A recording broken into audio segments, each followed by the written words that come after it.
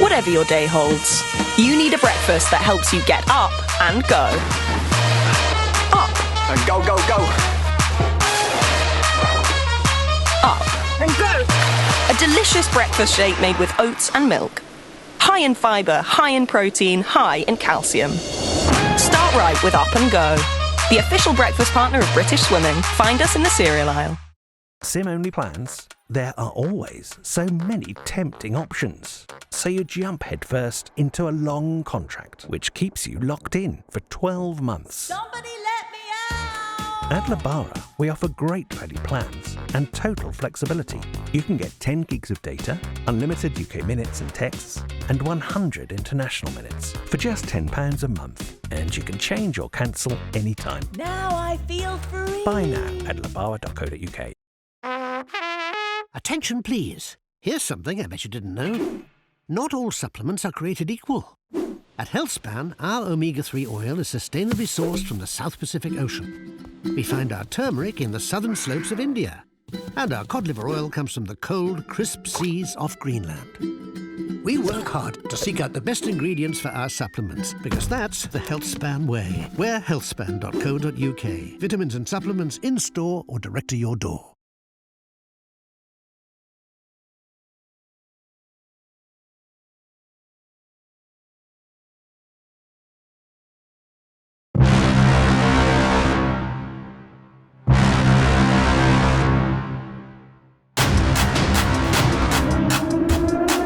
The latest in tech suit innovation. Frictionless fiber construction.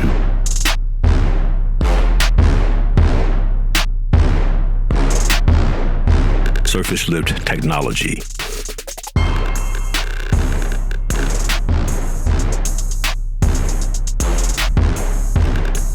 Endo compression cage.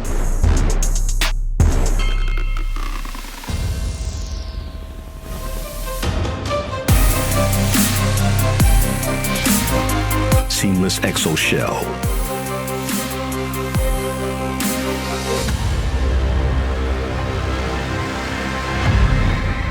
Tier Benzo. Battleborn. Good morning and welcome to Tollcross International Swimming Centre. It's day 2, finals 1 of the British Swimming Glasgow meet here in a pretty sunny Glasgow this morning. I'm Duncan McKinnell and I'll be taking you through the action, and joining me today is Grant Robbins. I'm delighted to have you with us, Grant, Head of Talent at English Swimming England, I should say. Let's try get that right. Thank you, Duncan. Lovely to be here this morning on a final session, indeed, at 9 o'clock in the morning. So it'll be interesting to see how the racing goes, won't it? Yes, it will indeed. So, of course, we're doing this because that's what they're going to have to do in Tokyo in 49 days' time now, I think it is, or is it 48? I've lost count already. It's under 50 years now. I saw the signs the last couple of days. So 50 days or less, and it's hopefully going to kick off really exciting for British swimming. Yes, absolutely. So lots and lots of people have already made the times and been announced into the team, but there's still some spaces for grabs, Grant. And that's why we're here. That's why we're here. I'm hoping that people really accept the challenge. The selection policy obviously got changed back in December, and that allows a number of meets for a number of people to qualify. Obviously the big one was in London, which was fantastic from a performance point of view. Then they went to the European Championships, and they're still hopeful that a few extra can get on the team, get on the plane over the next couple of days. And certainly in the heats last night, there was a good number of swimmers who looked really up for it and did some very fast heat swimming. Yeah, obviously evening swims, and it'll be more difficult to come in this morning and repeat that or even better that. But last night was encouraging, yes. So you can see on your screen there the program that we've got. We start off with just the 4 swimmers doing the men's 1500 freestyle, including British champion Dan Jervis, who's already booked his spot for Tokyo. Follow that with finals, so we include para-finals because of course the para-swimmers can also impress the selectors for selection to the Paralympic Games, and also there'll be some younger swimmers who will be looking to impress for selection for the European Juniors in Rome as well.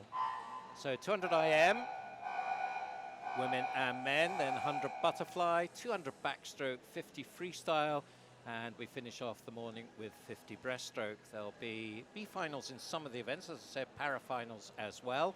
So lots and lots of swimming to look forward to. Anything that takes your eye in particular, Grant, in this lot? Well, the 1500 will be interesting. I don't think anyone else will qualify, but I think it will be interesting for a couple of the people that are trying to get to Birmingham next year, trying to get to Paris. I think that'll be interesting. So looking forward to seeing some of those younger lads. I think the 200 backstroke looked solid last night with Luke Greenbank, but Elliot Clogg is trying to close that gap, so that'll be interesting from his point of view. Yeah, that was a great swim from Elliot last night, wasn't it? Yeah, he really pushed it hard. Yeah, he looked confident. He wanted to. He quite clearly had an objective for the race, and hopefully, I saw him in the hotel last night, and he was keen on repeating that this morning. So that'll be interesting. The girls' medley, you know, some good performances there as well. And the 53, I liked Anna Hopkins last night, and there's a few chasing her as well on the splash and dash. So it'll be interesting to see how those transpire. So all that to come. We start off with the men's 1500, and you can see the athletes are making their way out. We've got Josh Williams, followed by Luke Turley there in shot, and coming up Dan Jarvis of Swansea University. As I said, already has a space set for him in Tokyo, and the fourth swimmer is Joseph Dean of Millfield School, and the green cap just getting himself ready. So 1500 meters, 30 lengths of the pool, just the four swimmers. Of course, we don't make them do it twice. They would have to do it twice in the Olympics. They do get a day's break in between, don't do it evening and morning, so I guess it'll be evening heats and then morning, not the next day, but the day after that. The day after that, that's right. Yeah. Is that enough time to get a good recovery in? You would think it would be. I think nowadays they've got their systems, they've got their processes they need to go through, so yes. It is the same for everybody else, and they need to make sure it works for them, Duncan. Yep. So the swimmers just getting themselves just ready, get themselves into the right mindset for what's going to be a pretty prodigious effort. It's interesting, isn't it, Duncan, the COVID rules we're all following at the moment. The amount of time in between races, swimmers' timelines are going to be different. So the whistle goes, and we're just about off the first race of the morning.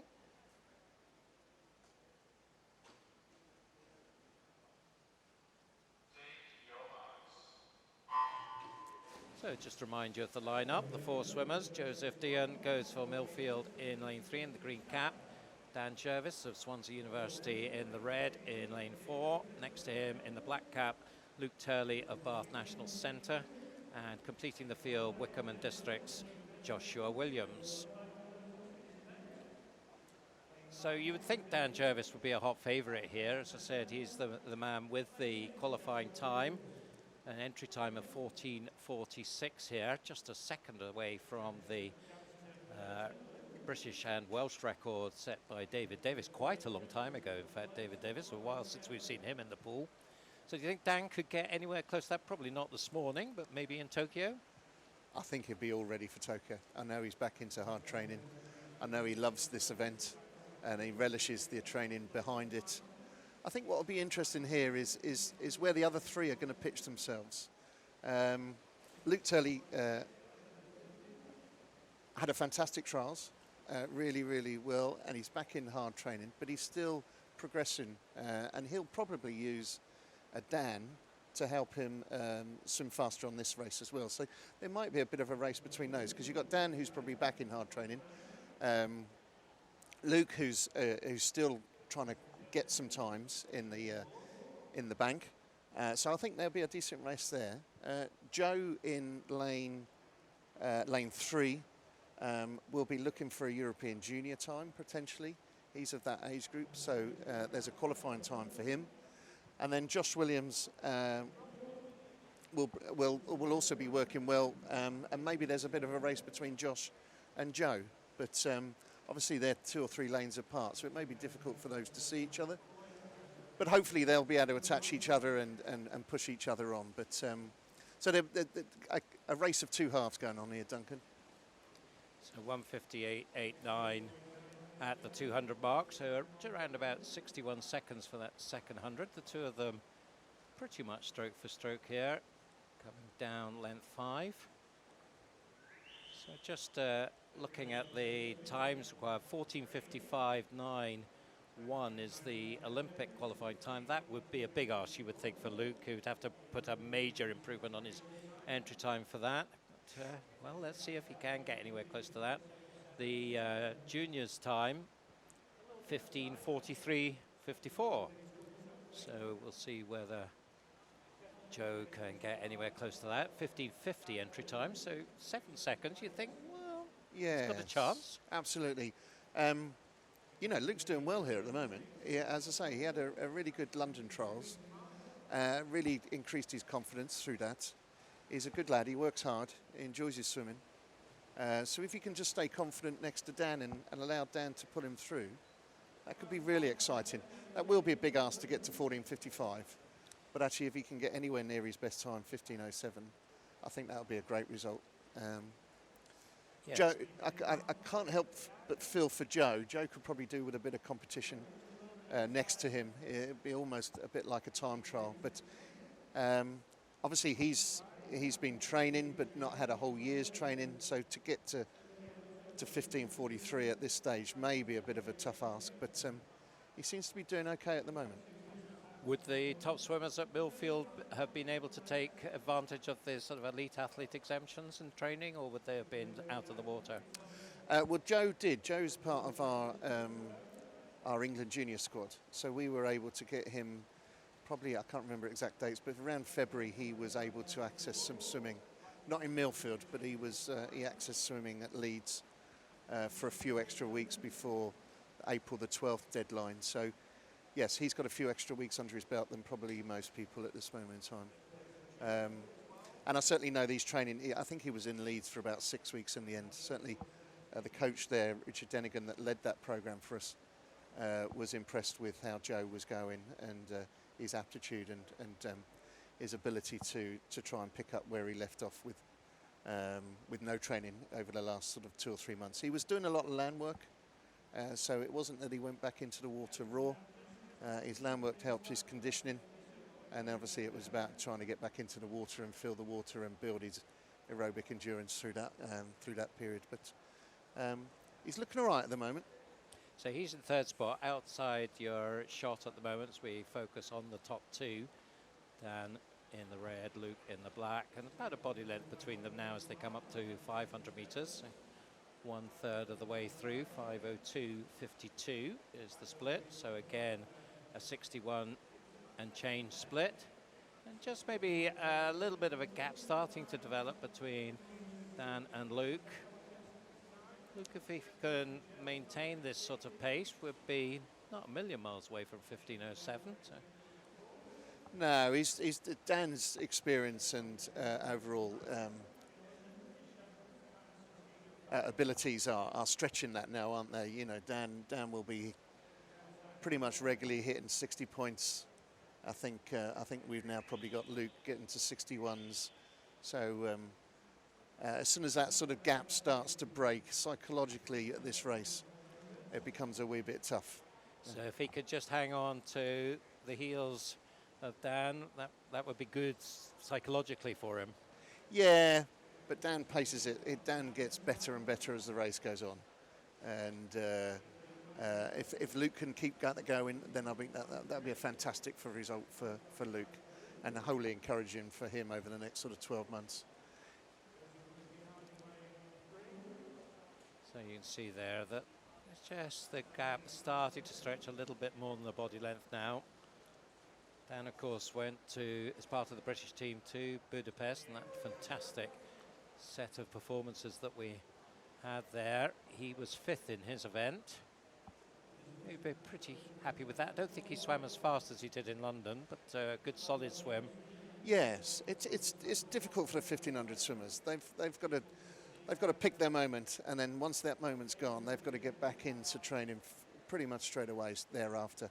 for their next moment, and obviously their next moment will be Tokyo. So I'd imagine Dan is pretty tired at this moment in time and using this race to be part of his training. So anything, 7:04. He's going to be through here at 8:05. So we could be talking about a 15:10 race here, something like that. And I'd imagine he'll be pretty happy with that. Talk a bit about his technique and classic distance swimmer, which you saying? It's a beautiful technique, isn't it? He's got a strong leg peak, nice and tidy on the turns. Not brilliant underwater. He's up there just after sort of 5-6 meters. And you nowadays, heard it there, Dan. Grant Robbins says you're not brilliant underwater. There's people now under, doing this event, getting a good 7-8 meters underwater. But physically, he comes strong at the back 500 of this race. His technique doesn't break down, so he's as efficient as he is at the end as he was at the beginning. So he's looking good. He's looking good. And Luke's still trying to hang in there as well. Similar technique, nice strong leg kick. A bit of a lull at the front of the stroke, breathing to one side, they can see each other. And so two excellent exponents of the, if you want, distance freestyle at the moment. Yeah, my memories of Dan was in this pool actually when he came through really from nowhere, I guess, in the 2014 Commonwealth Games bronze medal. Yes. And a really stunning swim. So I imagine he has some fond memories of this pool. Yes, and he's still eager to do more and more and more. That's 7 years ago now, isn't it? The 14 Commonwealth Games. He'll still be around for the next one, I reckon, in Birmingham next year. So he'll be a good bet for Welsh swimming. Yep, just over the Welsh border. He'll be not too far away from his Swansea home. So firmly into the second half now, hitting 900 in 9:08. He's maybe just dropping off very slightly, about 61.6 or something like that at that last split, and the one before as well. The gap, about 4 seconds now. So Luke is continuing to hang in there. He's certainly not being dropped big time, just the gap just gradually building with every length, very slightly. No, these are two solid swims. This time of season, these swimmers will be pleased with this. It will be a measure of, obviously Dan getting to Tokyo, but hopefully for Luke, the Festival of Swimming that we're trying to put on across the UK, there'll be some good efforts there and give him some encouragement going into a final end of season race. This will be a good judge. So we're just getting fleeting shots of the third and fourth place swimmers, Joseph and Josh, as they cross the leading swimmers. So we should see Joe come into shot anytime now in lane 3. There he is in the green. And then Josh on the bottom of your screen will come in round about now. There he is in the white. So you can see the gaps between the swimmers. You talked at the top of the race, Grant, about how hard it is now for these swimmers who've got nobody around them, and it is very much about concentrating on your own race and your timing and your stroke patterns and all the rest of it through 16 minutes or so of hard swimming. Yeah, and unfortunately both Josh and Joe have tailed off a wee bit, and as I say, that to do this event on your own is a difficult ask. Josh, actually a member of Swim Wales, swims at High Wycombe with Kev Brooks. Joe at Millfield School with Ewan Dale. They both work extremely hard. They're two age groupers.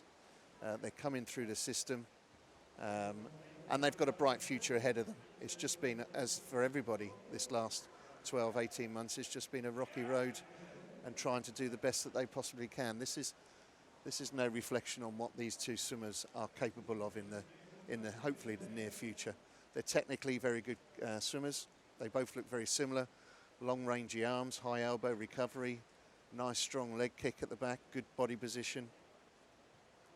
And they both love the event and they both work very hard, which is what you need for this event. And And in all fairness, it's a shame that there's only 4 people in this heat, because a 1500 with a race where it's stacked from lanes 1 to 8 is really quite an exciting spectacle to watch. Yeah, so British swimming at the moment is a little bit cupboard a little bit bare. Dan Jervis obviously accepted in terms of distance swimming, both for the men and the women. Why do you think that is, and what do you think we can do about it across the home nations? That's a very good question, Duncan. I'll give you time to think about that if you like. It is one of our event gaps. You know, the women's 800, the men's 1500, other than Dan, you know, there's opportunities for children swimmers if they aspire to make a major team, an international event. Those events would be a go-to place, I feel. You know, there is lots of opportunities. The other side of the coin, of course, Duncan, is it requires a great amount of training. You know, there is to become a good distance swimmer, you need to put the miles in the bank. And from an early age, relatively, but gradually build it and build it and build it. Keep your technique going. But you do, you know, as a sort of transition swimmer from junior to senior, you're going to need to be putting, you know, 2.5-hour sessions in twice a day, 5 or 6 days a week to cover the miles to do this event well. And where we're at from a GB team at the moment, things are looking pretty good in relays. Some of the shorter distances, the 4x200s, you know, people are probably looking at, actually, I could potentially make a relay team here rather than do the extra lengths that are required for the distance events, you know. But which is a shame, because a 1500 is a great event, always brings the curtain down on major internationals. And I think, you know, there's swimmers out there that can really make a difference for us as Great Britain team. Now that we've got 8 and 15s in the Olympic programme, would that make a difference? Because potentially you've got 2 shots now of medals, whereas obviously if you're a middle distance swimmer, you've got the 200, you've got the 400, you've got the 4x2, so you've maybe got 3 shots at getting some silverware around your neck. But perhaps adding the 8 men and the 15 women, does that maybe just open up a little bit? I think so. You've got some 400 swimmers that think, actually, I don't really want to go to the 1500, but I think I can double my 400 and have a decent 800. So I think there are great opportunities for those people that don't want to stretch themselves too far. But actually, in fairness, if you're going to do the 400, if you're going to do the 800, you may as well do the 1500 as well. And then, of course, if you're doing the 1500s, there's opportunities open water swimming that are really great, you know. And most of the world-class open water swimmers now are good in the pool as well. So there are a multitude, you know, if you choose to go in that direction, you do need to put the work in. But it's an opportunity for people. So into the final 5 now for Dan. So as we expected, he brings it in, 15:16:69 his time. And Luke not that far behind him, just 4.5 seconds, 15:21:26 for him. So we're focusing on the remaining 2. You see the Wickham swimmer there, coming down towards his final term. Member of the Welsh development squad. He was 7th in the British trials. As now we focus on Joe coming in, Millfield swimmer. Represented GB at the Youth Olympics back in 2019. And he completes in 15:51, so pretty much bang on his entry time. I think he'd be pretty happy with that, would he? It's less than a second away from it. Yes, I've not spoken to him for a bit, so I don't know whether he was confident of getting the European junior time. He's a very positive guy, positive swimmer, but so I'd imagine he probably, if that was his aspiration, he'll be a wee bit disappointed. Yeah. And 16:19:02 for Josh Williams. He was entered 16:05, so a little bit off that. And I think that might be the situation we're in, Duncan. You know, we've got 2 guys in the middle that, you know, aspirations of Tokyo, back into hard training. just off the pace. And I think you got the two guys on the outside of the pool that have really just demonstrated the difficulties that we've all had this year in terms of getting some consistent training and getting a background, and it just off their targets, just off their best times. Where really the age and stage these guys are at, they should be, if they'd had a consistent period of training, could have been doing some big best times by now, really. So that's the challenge that we've all got at this moment in time. And harder maybe for the distance guys to get back in, that maybe the shorter distance, the sprinters and the middle distances can get back to their best times more quickly? Yes, you could argue that. The winter training months is significant for a season's best in the summer. So if that's been disrupted, and it has been disrupted before, if people have been injured or ill, but actually this has been a prolonged period of time, and it physically and mentally it's been a tough one. Lockdown 3 was particularly tough, I think, across the board. So and I think that would have been demonstrated there in those races. So we're seeing the para swimmers come on for the women's 200 individual medley now. There's 3 of them. Maisie Summers Newton came into lane 5, swimming for Northampton, SM6. In the centre lane there, coming to lane 4, is the University of Stirling's Abby Kane. She swims SM13, so swimmers with visual disability. And then it's the one and only Ellie Simmons of Camden, Swiss, who takes her place in lane 3, so also SM6 swimmer. So Maisie and Ellie, straight race for them, both SM6 in the heats. Yesterday evening, it was Maisie that was the faster, 3:01.66 against Ellie's 3:07.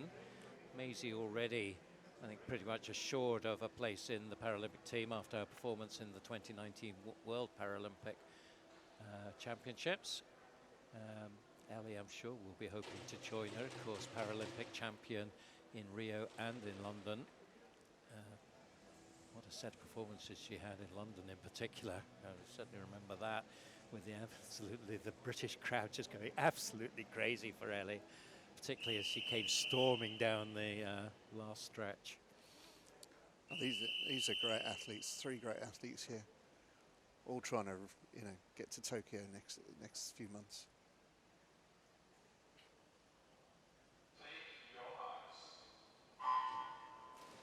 So a reminder, Ellie Simmons in lane 3, Abby Kane, who will be considerably faster than the SM6 swimmers. She goes in lane 4, 2:46 heat time yesterday, and then Maisie Summers Newton of Northampton in lane 5. And you see Maisie has opened up a reasonably healthy lead over Ellie in the butterfly so far, already around 3 meters clear as Abby pushing hard. Abby was a member of the Rio Paralympic squad. Backstroke probably her specialist, so we'll see that coming up right now. She's had probably a difficult season, I think it's fair to say, so far. She's not really been hitting her best times, but let's hope that she can do something about that here. This is, as I said, her strongest of the 4 strokes, backstroke, so she'll be looking really to push it on hard in this section of the IM. That's the exciting thing with this race, isn't it? You never know whose their strengths are going to be, what gaps they're going to create, and we'll see the SM6 girls come through as the race progresses. But it's looking very strong at this moment in time with Abby, obviously way out in front, and it's a race against the clock. Technically, she looks good, looks powerful, breaststroke nice and long, good kick, brings her feet back together really well, and stretches under as she extends her arms. She's looking very strong, looking a good swim, this one. Yeah, of course, the result will be determined on para points, so closest to the world record in your classification. So just the fact that Abby is leading by a long way in the pool doesn't mean that she's going to win overall. Maisie is holding a decent advantage over Ellie. In a second, we should see them come into shot. There's Maisie, and Ellie just coming in now. And so quite a big gap between them. Maisie Summers-Newton certainly is a swimmer on terrific form. She was the winner of the World Paralympics, second in the British Para International, and certainly one of the people that we'll have high hopes for in Tokyo at the Paralympics. So let's see what Abby Kane can come in on here. As I said, 2:46 was her heat time, entered on 2:32. She's going to be much closer to the time she did last night, 2:46.52, so pretty much identical time, slightly slower. Maisie did a 3:01. She is pushing hard as she comes in there. Let's see, 3:01 again, 3:01.55, 3:01.66 last night, so that's an improvement, 11 hundredths. And Ellie 3:08.84, that's slightly slower than she was last night.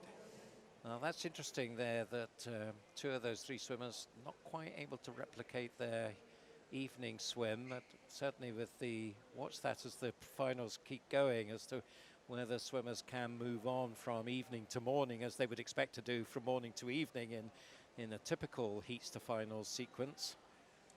That's the challenge, isn't it? You know, they're interesting enough that, you know, we had plenty of swimmers here early this morning trying to get their core body temperature nice and warm, trying to get their metabolism up and running.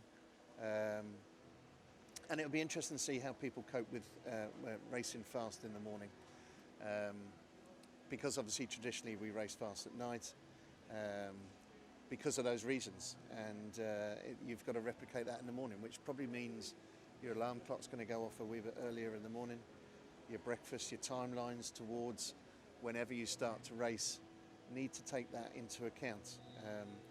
Some swimmers here have been putting heated bodysuits on to keep those temperature going. You've got to be priming yourself appropriately. And the best thing about Glasgow is, of course, to the right of the starting blocks here and behind the British Swimming Glasgow meet boarding, you've got an area for swimmers to really do that work, that warming up appropriately. And you might hear in the back of the commentary some medicine balls getting slammed as we talk, but that's the athletes taking seriously about trying to get themselves in primed condition to do some quality racing, which they would normally do in the evening. And bizarrely enough, it's quite warm outside at the moment in Glasgow. So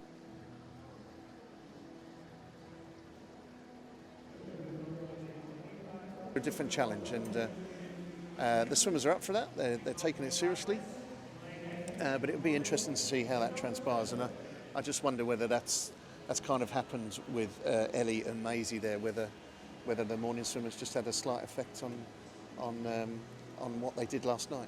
So we'll keep an eye out as to how that goes with the able-bodied swimmers. So the first swimmer out to the blocks there, and that is Maisie Thornton of Crawley, who'll go into lane 8. Betsy Wizard now moving out. Lane 7, swimming for Northampton. Lee Varley will be next to make her way out to the block, swimming for Plymouth Leander. Alicia Wilson, she is one of the swimmers who has booked a slot. Whilst the cupboard is bare, if you like, for this one. 2 people made the time in London, so that's it pretty much. And you're seeing the second of those here, Abby Wood. She is a swimmer in such fine form at the moment, so it'll be very interesting to see what she can do. Amy Wilmot from the University of Stirling goes in lane 3. She has her slot in the 400 IM. Very fine 200 swimmer as well, though. And lane 2, Amber Keegan from the city of Sheffield. And our final swimmer in lane 1 from Ellesmere College Titans is Maya Hall. So what would you expect here, Grant? An Abby versus Alicia shootout? Can Amy Wilmot maybe get in there as well? I think that's there's a bit of bragging rights going on here, isn't it? But I think that's exactly what it'll be, and I think it'll be Amy just trying to hang in there to make it competitive for all 3 of them. They'll all be in good places. They've all got their flight to Tokyo, so there's no pressure in that sense. This will be about process. This will be about taking care of what's going to happen in Tokyo and perhaps even experimenting with a few different things to see if they work in preparation for Tokyo, really. But I think all three of those girls will want to win this race. So Abby 2:10 last night, 2:12 for Alicia, 2:16 for Amy. So quite a gap, actually, 6 seconds between first and third there in the heat. So should we take much stock on that, or do you think it'll be closer in this final? Abby seems to be the girl in form, doesn't she? She seems to be confident. She seems to be the proactive one here. So I think they'll be chasing Abby. Very fine European silver medal, of course, for her in this event, as well as her great performance in London. Absolutely. She's on fire at this moment in time and has the confidence with it, really. So. And then she went and showed her freestyle prowess in the relays as well. Is there anything she can't do? Well, we'll find out shortly what she can do in this 200 IM as they get under starters' orders.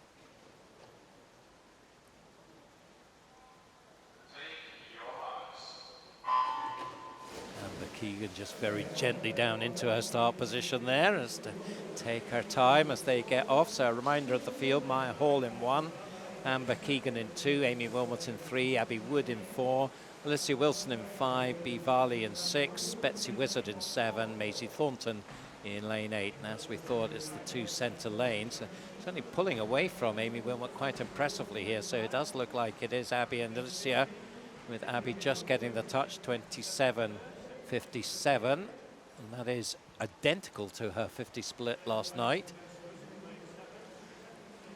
A good underwater phase there from Abby, and she's got 4 strong strokes. Interesting enough, Amy's a really good 200 butterfly swimmer, but she doesn't have the speed to keep up with these girls over a 50. But that's not to say she's a poor butterfly swimmer, because she's not. But Abby's shown her class here, really, isn't she? She's a good half a body length in front on her backstroke, leading into a superb breaststroke leg.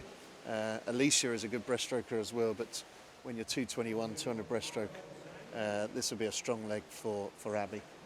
So 1:01.12 at the halfway mark. That's slightly faster than she was last night, which is an encouraging sign.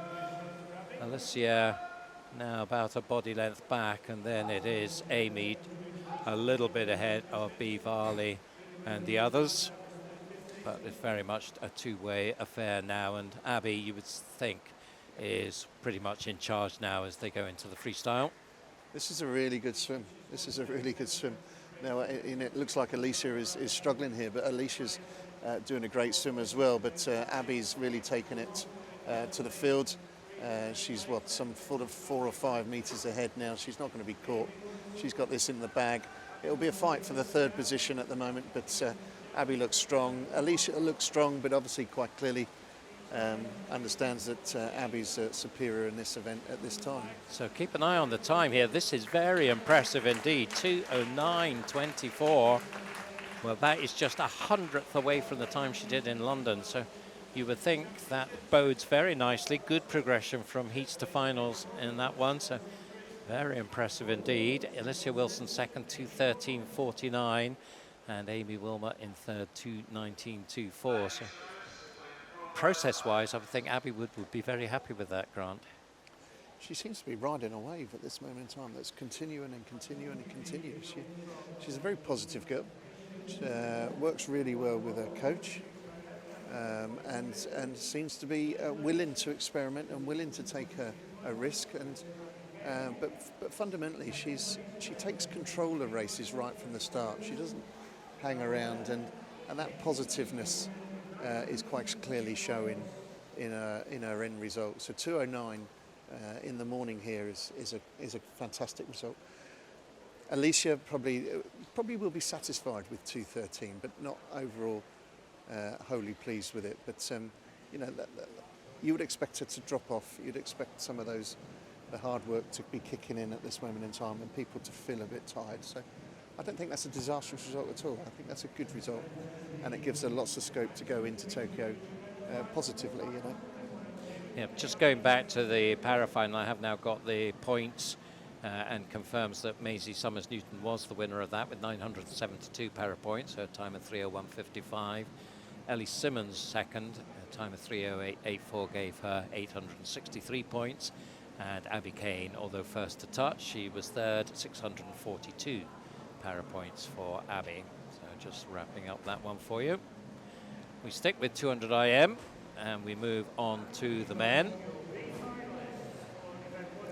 And in this one, we have a B final and an A final, no para final in this one. So the B finalists making their way out. There's the lineup. Harvey Freeman of Northampton, Greg Butler of Loughborough Uni in 2, George Clough, University of Stirling in 3, Angus Allison of Warrender in 4, Nick Pyle of University of Stirling in 5, Ben Harrison of Loughborough University in 6, Bradley Newman of City of Cardiff in 7, and Ben Cope, City of Sheffield, will go in lane 8. So B final, chance for a second swim. We've got a couple of juniors in this one as well. Angus Allison in lane 4, Harvey Freeman in lane 1. Of course, they'd all have rather been in the open final, but they get the second swim. And so what will be the main objectives for these guys, do you think? Well, interesting enough, there's not a huge gap between the fastest and slowest here, so this should be quite a good race. As you mentioned, there's a couple of juniors in here that may be looking to qualify for the European Juniors. But I think, as ever, the ultimate objective would be to go faster than their heat time. And as I've already mentioned, the challenges of swimming in the morning will be interesting to see how they cope with that. Yes, so Angus Allison did get a European Junior consideration time in London, and we also saw George Smith, who's going in the open final. He picked up a consideration time in yesterday's heat. So Harvey Freeman could maybe join them. That time that they would require for that is 2:05.44. So we'd have to improve by about 2.5 seconds to get there. Good start at the bottom of the pool from Ben Cope of City of Sheffield. Beside him in the blue cap, Bradley Newman. And in the black cap in lane 6, Ben Harrison. So not really going towards the form book at the moment. 26.84. 50 split. Of course, things will change, you would expect, between stroke to stroke. But it's now, here's Nick Pyle making the running in lane 5 with a very nice backstroke. As you said, Grant, not too much between any of them. About maybe 4 meters perhaps separating the whole field as we come up to halfway. But Nick Pyle showing good backstroke technique here. Yeah, and it's a very strong leg for Nick, and as you'd expect, a classy backstroker as Nick.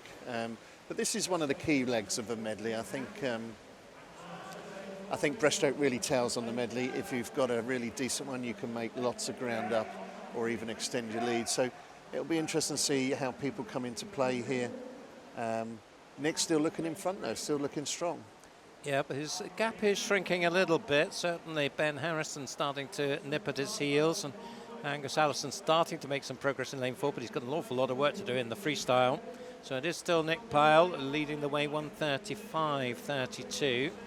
So he came in on a 2:06 yesterday evening. It's going to be a bit of a test of character to hold on to this now, as you can see Angus Allison starting to go like a train now. Has he left it too late in lane 4?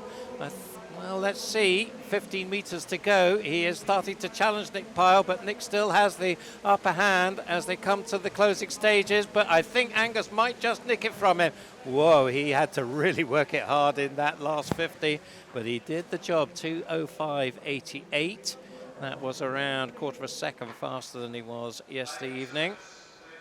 As I said, already has a time. That was just outside the time, but already has a time from London to get himself in consideration for Rome in the European Juniors. Nick Pyle has to settle for second in the end, just holding off Greg Butler, who also almost came and got him. So very interesting in that last 50. And you talked about the breaststroke being critical, but there it was the freestyle that Angus Allison just came alive. Yeah, lanes 1 to 5 was on that freestyle, weren't they? I think they were all thinking, I've got a chance here. Nick just tied up a wee bit too soon, and Angus planned that really well. breathing every stroke on the last sort of 25 metres. And so some of the discipline, I think it can be improved a wee bit there going into the final bits. But a really solid swim just off the European time, but he's done that already. So I would have thought he'd be pleased with that, and actually looking forward to the summer. And as you say, Rome, you know, that's a good effort. Nobody else qualified in that in terms of European juniors. Harvey Freeman 2:07, good swim, but just not quite hitting the mark. So, but a really competitive event there, and pretty similar to last night's time. So people are taking this seriously in the morning and doing the right thing in terms of getting ready to race. So we'll be seeing the A finalists coming out shortly. We've got that Litchfield duo in the centre lanes, Max versus Joe. So a bit of family rivalry to be had there. Max had the faster time last night. Joe already has a time along with Duncan Scott for the Olympics. Max, of course, in the 400 IM. So a little bit similar, I suppose, to the women with a 400 versus a couple of 200 IMers in Joe and Duncan. You'd love to be around the family dinner table, wouldn't you, with those two? Because one minute one wins a race, the other one wins the next race. But they're two fantastic lads and a lovely family, and they have full encouragement for each other, so fully supportive of each other. So they're coming out now for the A final. George Smith goes into lane 8 from Ellesmere College Titan, so he is the one remaining junior swimming this morning. Charlie Hutchison, Loughborough University in 7. Duncan Scott only in lane 6, goes for University of Stirling, British record holder. Then we've got the two Litchfields, Joe in lane 5 and Max in lane 4, both representing Loughborough National Centre. Very experienced Mark Sharanek of the University of Stirling goes in lane 3. And another fantastic performer, Bath National Centre's Tom Dean goes in lane 2, so you can't discount him in this race either. And then Joel Thompson of Ellesmere College wraps up the field. He goes in lane 1. So there's the full lineup on your screen. This is going to be very interesting indeed. I think we've got a lot of talent now in the individual medley, and certainly a good number of these swimmers well ranked in world terms, and we'll go head to head here. I don't think you can call this one, Duncan. I'm not sure. You know, you'd expect Duncan Scott to win this, but he's back in heavy training. So I think it'll be, you know, for anywhere from lane 2 through to lane 6 could win this, because they're all at different stages of their preparation. But as I say, those people fortunate enough to go to Tokyo, they'll be looking at process based on this. They'll be looking at trying different things and see what works and see what doesn't. So last night, 2 00s from Max and Joe, 2:01 from Mark Sharanek, 2:02s. 2:01 also from Duncan Scott, 2:02s for Tom Dean, 2:03 Charlie Hutchison, and then 2:04 for Joel, 2:05 for George. That 2:05.41 for George Smith was inside the European Junior consideration time. It would be interesting to see if he can just improve on that a little bit this morning. A youngster from Ellesmere College, 17-year-old this year. But if we just focus on their front, it does look like Duncan Scott is taking it out strongly in lane 6, just ahead of the Litchfield boys. Although actually on the screen it shows 25.55 Max Litchfield getting the touch. It's not quite how I saw it. These boys are class acts. Look at Duncan, just smooth on his backstroke there. Nice high head position, good strong leg kick. Just pulling ahead just slightly on this leg. But again, it'll come to the breaststroke. And actually, these guys are all decent breaststrokers as well. So bragging rights again in this one. Quite a bit faster than they were last night, 55.27. And Joe also in the 55s, Max in 56 low, the halfway point. So that's the order at the moment. Duncan Scott holding that lead of about 1.5 meters now over the white cap Joe Litchfield, who at the moment has the Litchfield bragging rights. That's not done yet. No. Then in 4th place it is Tom Dean in lane 2, but maybe just too far out of the running to get into the top 3, you would think. And Duncan Scott then 1:29.09 as he heads for home. So just imposing himself. Had I guess a slight disappointment in Europe when he tried to double up with a 200 semi followed by the 200 IM final. That was just tough for him, I think.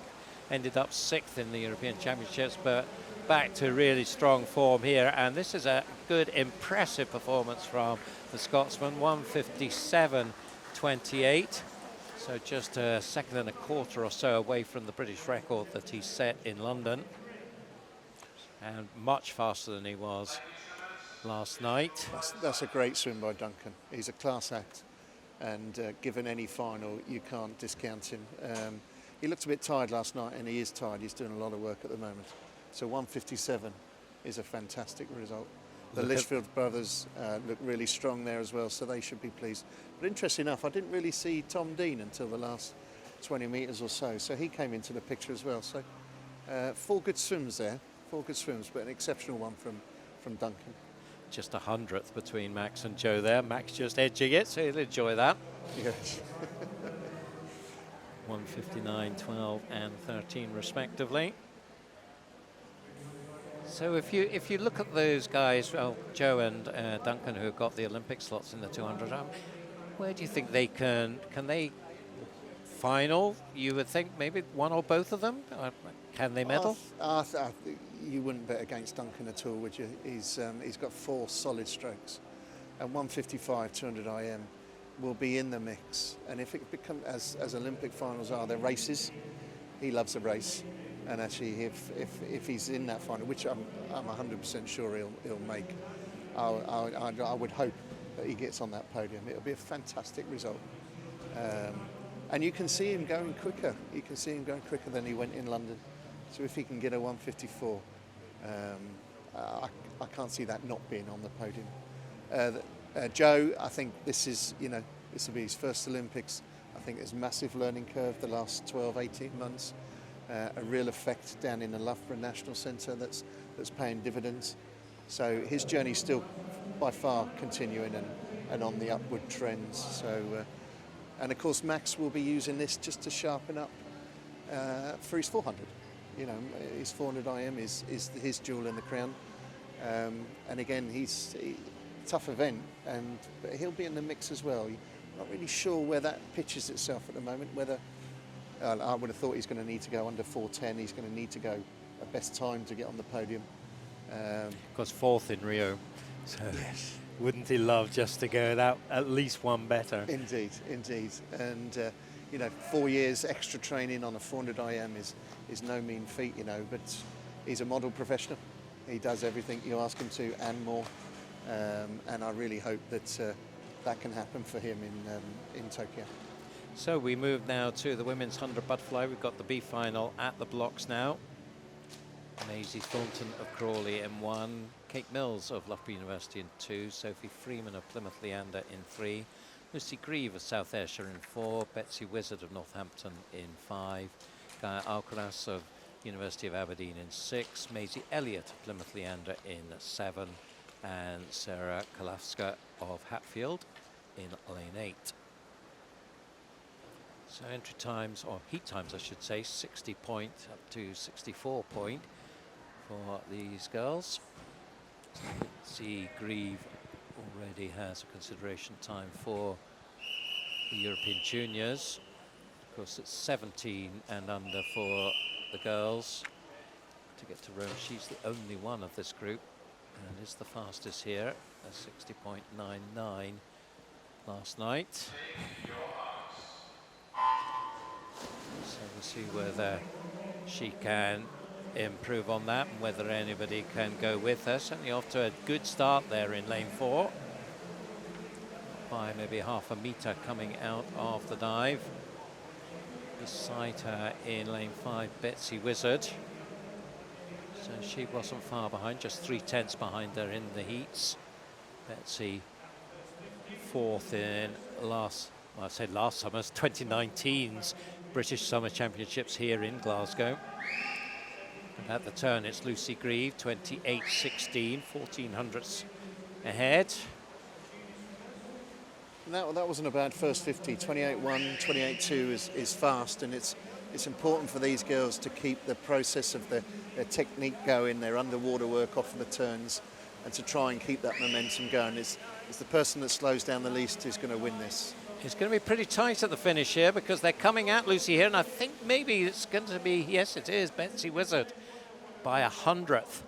Takes it 61.01 against 61.02 for Lucy.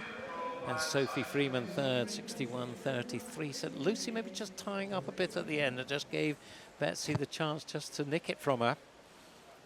That was a great swim for Betsy. Come through really strong the last 15, 20 metres. Sophie Freeman got a consideration time there for the European Juniors, so that'll go down to the selectors at some point over the next few days. But really tight finish, really exciting finish.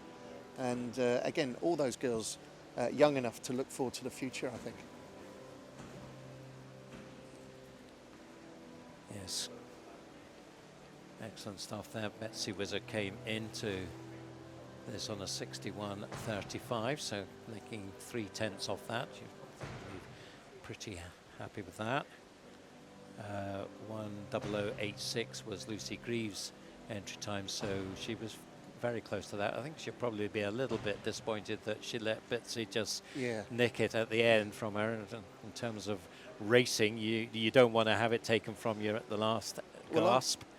I'm literally Duncan. I'm sitting here at the red markers, and Lucy was leading going into those red markers. So it's important to understand just what those 5 metres can and can't do for you, you know. Yeah, I imagine they'll want to have a look back at the video on that and just exactly what happened there in those last few metres and what maybe she could have done a bit differently. Yeah. I don't know whether she was breathing too often or whether she just didn't hit the finish as good as Betsy did. But those 3 swimmers, it was all about the last sort of 5-10 metres and staying positive, being confident and hitting that finish on a long stretch, on a long arm. And I think Betsy nailed that. So the A final now making their way out. We've got Isabel Goodwin in lane 8, another junior from the City of Leeds, did a 1:00.85 last night inside the European Junior consideration time. Emily Large goes in lane 7 for Bath National Centre. Harriet Jones, City of Cardiff, in lane 6. Alice Thomas, of course, has the Olympic spot in the 200. She goes in lane 5. Kiana McInnes of University of Stirling in lane 4. Tane Bruce of Edinburgh University in 3. Yasmin Perry of Aberdeen Performance in 2. And Cara Schlossen from the Bath National Centre in 1. Now this is going to be very interesting, I think, this race. There's one swimmer who's not in this one, has an Olympic spot already, if I'm right. Just checking my records on that one. Harriet Jones is in this race. She's obviously off to Tokyo. Yes, she is. So I'm not right. But there is a space available, and you would think Kiana McInnes would fancy a chance. Maybe Emily Large as well. Maybe Alice Thomas double up with the 100 and the 200. So who knows? Let's have a look and find out in the next minute or two. 59.43 for Kiana last night. 59.57 for Alice. 59.73 for Tane. 59.97 for Harriet. So all pretty much there or thereabouts. The Olympic time is 57.92, so they certainly have to take a fair amount off that heat time to challenge that. And certainly for some of them, I think it would be a lifetime best. It'll be interesting to see if anyone in this race gets close to that. That's a tough ask. 57, but it's a tight race. All these 8 girls fairly close together, but the action probably will be in the middle 4 lanes.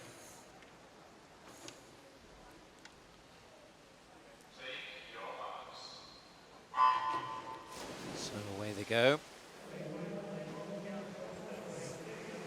And coming out of the dive, good start from Harriet Jones. You think probably, notwithstanding the fact that she's in lane 6, she would be the favourite here with that very impressive performance in the British trials. And she is up by a pretty healthy margin here, maybe a metre or so from, I think, Alice Thomas in second, and then it's tight for third between the two Scots, Tane Bruce and Kiana McInnes.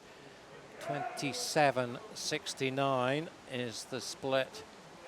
Alice showing on the scoreboard as leading there, but Harriet certainly looks to have the edge coming down the second length. It's getting tight behind her though.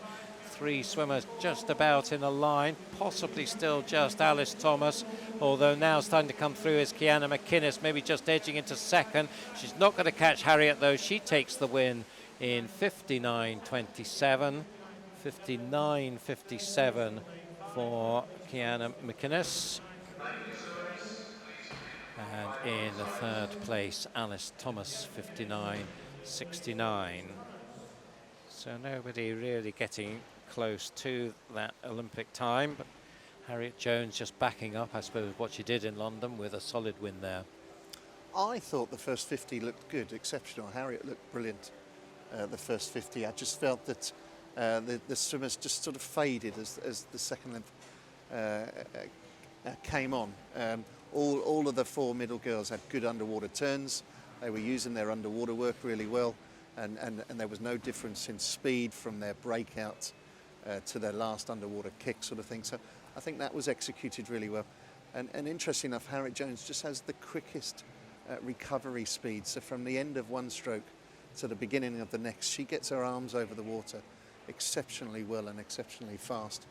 But that started to tail off the last sort of 15-20 metres, and that's where the others started to bring in perhaps some of their endurance, and we're just trying to make that a wee bit more of a race than it was. I don't think there'd be too many of those girls, particularly in the middle of the pool, that were wholly happy with those times. I think they probably would have liked to have gone a wee bit quicker. A 58 would have been psychologically quite strong for some of those. But you know, Harriet is a great swimmer. She's had a really good 6 months, and you need that sort of butterfly for our relays in Tokyo. You know, it's a key leg for us, and we need people down there at sort of 57 on a regular basis. So I wish you could have seen Grant while he was doing that description, because the arm movements were going there just to demonstrate what he was talking about. So sorry you missed that, but I enjoyed it. That's probably best. So men's 100 butterfly follows, and here we do have a para final, followed by a senior final. And just thinking about the para final, we saw a world record in the British Paralympics from Stephen Clegg in the S12 category, so it will be interesting to see whether he can get anywhere close to that. He's basically signed off that British Para meet with that world record, 56.75 in the S12 category, but that is the one and only Scott Quinn, showing a very rare encounter outside breaststroke and looking like he's enjoying it. S14 swimmer from Warren de Bast in Edinburgh. Then the Glaswegian, Louis Lawler, also S14. He did a 103.05 in last night's heats. Then that is Stephen Clegg, the S12 swimmer from Edinburgh University, proudly displaying Edinburgh there on his sweatshirt. Jack Milne from Dundee City Aquatics goes in lane 3, also S14, and completing the field, S10 swimmer from the University of Stirling, Ollie Carter. So an all-Scottish field here. So Grant, how much do you know about the Scots para swimmers? I'll leave this one to you, Duncan. But it's interesting, isn't it? You know, obviously we've got Tokyo, we've got Birmingham next year. Birmingham is very much trying to embrace the para movement a lot better, and there's such an opportunity to bring para swimming into swimming, so that we're all part of one sport, and these 5 guys here will help to do that. So that's important to us. It's important to be one team, to be inclusive, and this is just a showcase for that. So it will be interesting to see how they go. You can see Scott Quinn getting all the moves in, as he's famous for. Not famous for doing 100 fly, it has to be said. Very much the breaststroke specialist. So I think certainly Stephen Clegg, in terms of the speed down the pool, will be the fancied one here, and probably also the fancied one as far as para points is concerned as well. Louis Lawler is also, I think, likely to get a place on the Paralympic team in the blue cap with that big white G on it. City of Glasgow, of course, in his home pool here. So it is an Edinburgh-Glasgow contest in the centre lanes as they go down the first length. Pretty tight for third. Jack Milne from Scotland's third city, Dundee, is holding that third place pretty comfortably. So S14, so straight race between him and Louis, along with Scott Quinn, who's out of the reckoning at the moment. But it is Stephen Clegg. So end 57.71 heat time last night. That was a pretty solid swim. As I said, that brilliant world record in Sheffield. Let's see what he can do here in Glasgow. The clock just coming through the 55s as he comes towards the wall. 57.47, so he'll be pretty happy with that. I think quarter of a second faster than he was last night. Second to the wall was Louis Lawler, a 1:01.04 for him. So that's a good 2-second improvement from the heats, and then that's faster than his entry time of 1:01.5. So I think he'll be very happy with that. In fact, I'm just looking at the S14 British record way down at 54, so that's not being challenged. Jack Milne then 1:03. So my guess is certainly that will be the 1:23 on para points as well, but we'll just wait for the para points to come through for the S12 Stephen Clegg versus the S14s from Louis. So from the para swimmers, we move on to the able-bodied swimmers, and again, you would think here that it'll be the contest between Jimmy Guy and Jacob Peters in the centre lanes. Grant, what do you think? Well, yes, I do. I totally agree with you there. Ed Mildred will challenge them, though. He's a brilliant swimmer, got a great future ahead of him. So Ed will give them a good go. James McFadden will be doing this to improve his 200 IM, I'm sure. Archie Goodman to supplement his breaststroke, really solid 100 fly swimmer, and again a youngster relatively, so lots of good years ahead for him. So I think this will be a race between, if you want, the great pretender and the master, if you want. I thought James looked pretty solid last night. I can't see him being beaten here. So he's confident at the moment with his butterfly, and he's really looking forward to Tokyo. Both from an individual point of view, of course, but obviously the relays are quite exciting. The mixed relays and the men's medley relay for James look really good. So yeah, it'll be an interesting race, but it will be between those two. So the line-up coming on, so Tom Bealey from Plymouth Leander goes in 8, Archie Goodburn at Loughborough University in 7, James McFadden, also Loughborough University, in 6, Jacob Peters of the Bath National Centre in 5, James Guy of Bath University in 4, Ed Mildred, Northampton in 3, Gregor Swinney goes in lane 2 for City of Glasgow, and they're just coming into shot on the left-hand side is Cameron Brooks-Clark from the City of Sheffield. So the range of times last night, 52.0 up to 56.1. There's confirmation of the lineup. James Guy in lane 4, Jacob Peters in lane 5, both with a seat on the plane.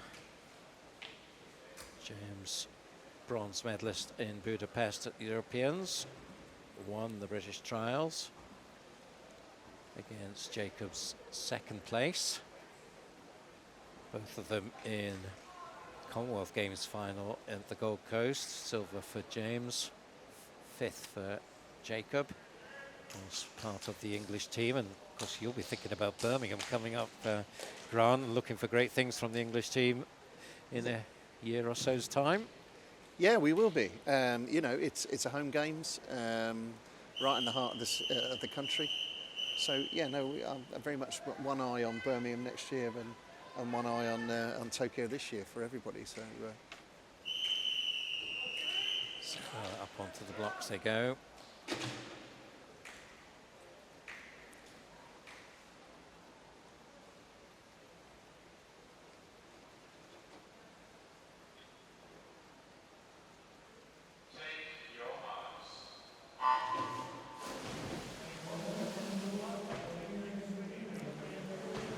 So out of the dive, and it does look like James Guy just emerging into the lead. A metre or so up on Jacob Peters, and then on the other side, Ed Mildred. James has one way of swimming this right from the start. His approach is to attack, and 23.5 first 50 is an exceptional first 50. It will be interesting to see now whether Jacob can actually close this gap a wee bit. So he's around 6/10 faster than he was last night. So again, we're seeing from our leading swimmers some good progression from heats to finals, and I think this is going to be another one. I'm pretty sure he's going to be ahead of that 52.0 he did last night. Let's see. Yes, he is. 51.16. That was just... Is that his best? No, 1700ths away from what he did in Budapest. I think that a very impressive swim there.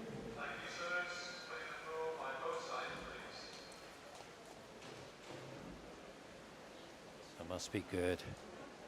Yeah, no, he's pleased with that. He had thumbs up there. Got the thumbs up. Yeah. But he went for it, didn't he? Some of these guys, sometimes you just got to get out there and have a go and see how long you can hang in there for. I would just like to see James not breathe as often as he does. I think he gets a slightly longer stroke when he keeps his head down, but that's his style. That's what he does. That's what he does in the 200.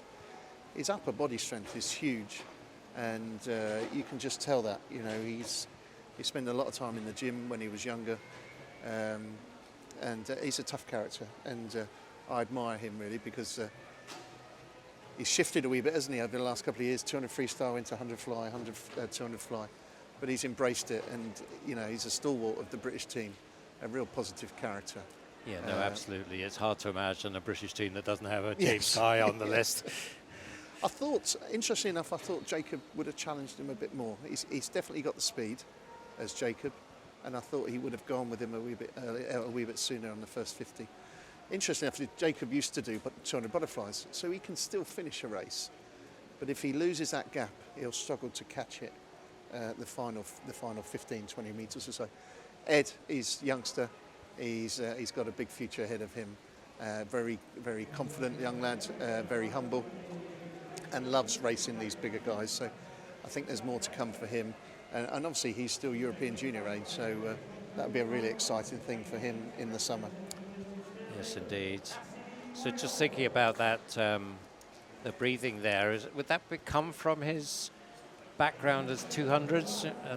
Possibly. That, the guys at Bath National Centre, they know their stuff. They would have worked out what his breathing pattern should be. But I can't help think that when he lifts his head, he just shortens his exit out of his arm, out of his recovery. But he did, interestingly enough, the last 5 metres or so, he did put his head down, and he spotted the wall well. So yeah. So on to the women's 200 backstroke, just the one final in this one.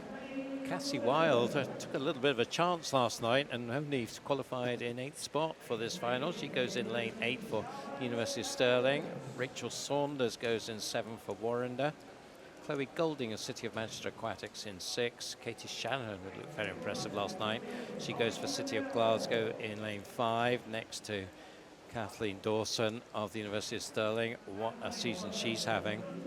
And Charlotte Evans of Loughborough University in 3. Holly McGill of Heart of Midlothian in 2, and Rachel Anderson is our final swimmer in lane 1 representing Loughborough University. So there's some talented young Scots in this one, looking for places in the juniors. Katie Shanahan, I think you can pretty much guarantee will be there. She's already got posted some times. Rachel Saunders and Holly McGill will be trying to join her.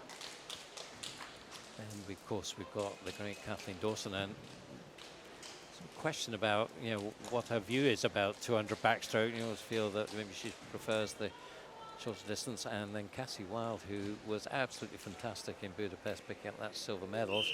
So she could be an outside smoker in this one, you would think, in lane 8.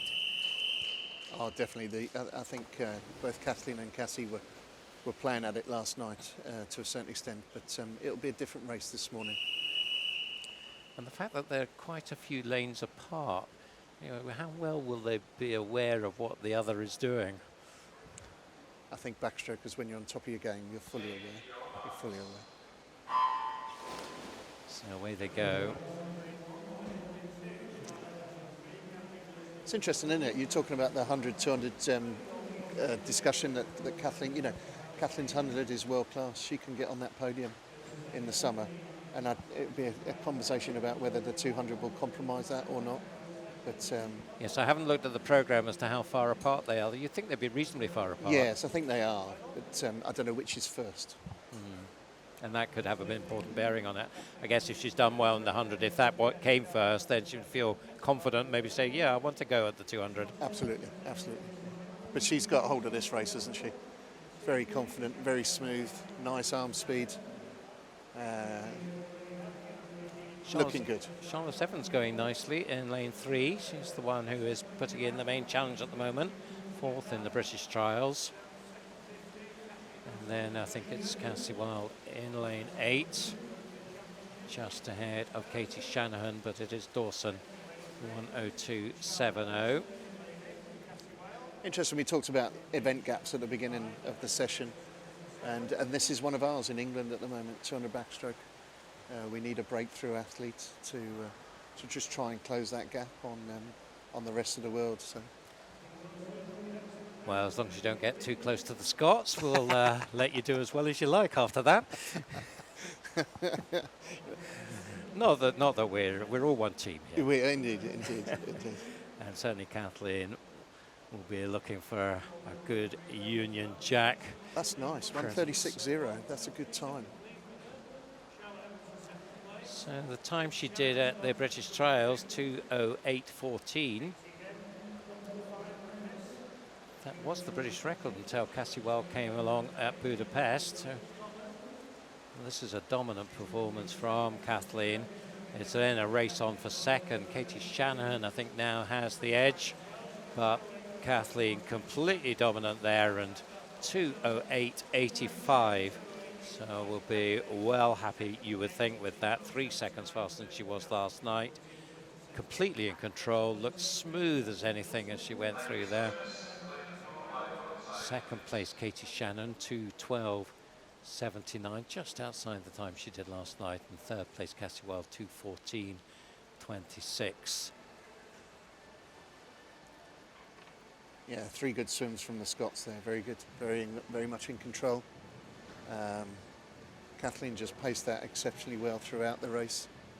She still kept her arm speed up and her body position was nice and high. Looked good, 2:08, she'll be pleased with that. And Katie there come through really well. And again, looking good for European Junior selection and performance. Yep, 2:12.79, so well inside the junior consideration time. Holly McGill, 2:15.65, just a 10th outside it, so that was tough for her. I'm sure she would have loved to have got that time, so I guess she will be fairly disappointed as a result of that, such a near miss. And just see if I can catch you up on some para points from the men's 100 fly.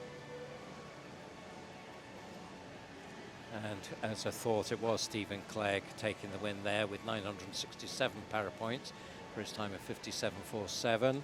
Then it was Louis Lawler, 848 para points, 101.04, and Chap Milne third, 759 para points, and the time 103.35.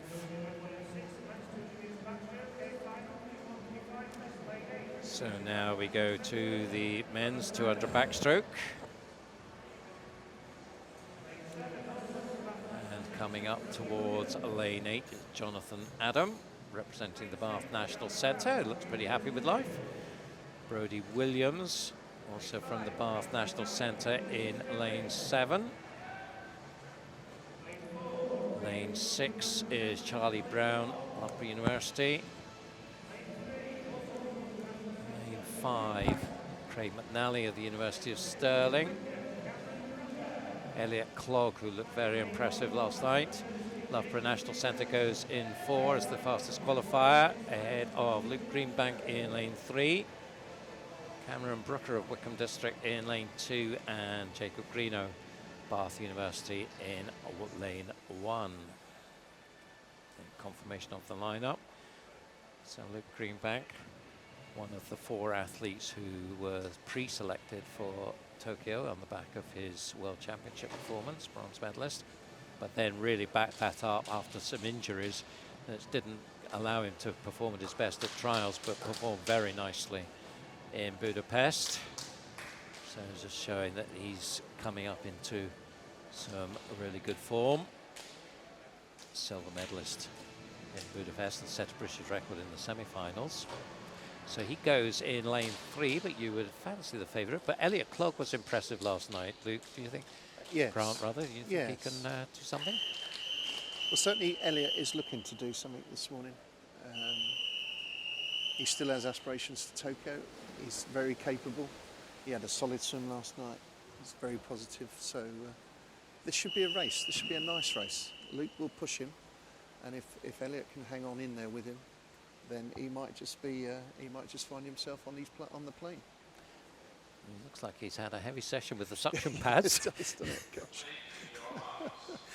So let's hope that helps him. So 1:58.10 he did last night. 1:56.6 is the time required. Good starts in lanes 2 and 3. Cameron Brooker and unsurprisingly Luke Greenbank, but now Elliot is getting into his stride in lane 4, and he is pushing on strongly here. Then we've got McNally in 5, Brown in 6, Williams 7, Adam in 8, all not too far away. It is Clogg turning first, 27 seconds dead. So again, that is faster than he was, so he is taking this out pretty fast. Yeah, that was quick. I hope he's not gone too soon. He is a bit of an endurance athlete. He should be able to bring it back.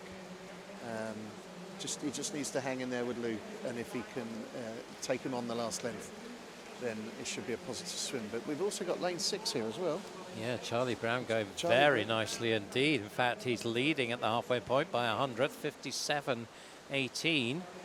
So we'll see whether he can keep this one going. He was 5th in the British trials, so this could be a big step up for him if he can hold this down this next length and a bit.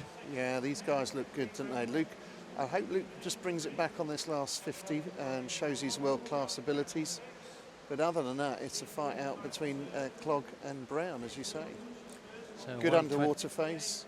1:27.58, so he's just slipping a little bit in that third 50 as Greenbank now looks like moving into the lead now. Elliot Clogg has to show a big time improvement now. Craig McNally starting to make a move, but he's left it late. Looks like it will be Greenbank who's going to bring this one in. The Clogg is pushing him, and so is McNally. They're the 3, and it's going to be 1, 2, 3 in that order. 1:58.12, Greenbank takes the win. 1:58.34 for Elliot Clogg, and Craig McNally 1:58.59. So Greenbank and McNally improving on their heat times. Elliot Clogg pretty similar time, but not getting to the 1:56.6, so I guess they will be disappointed about that.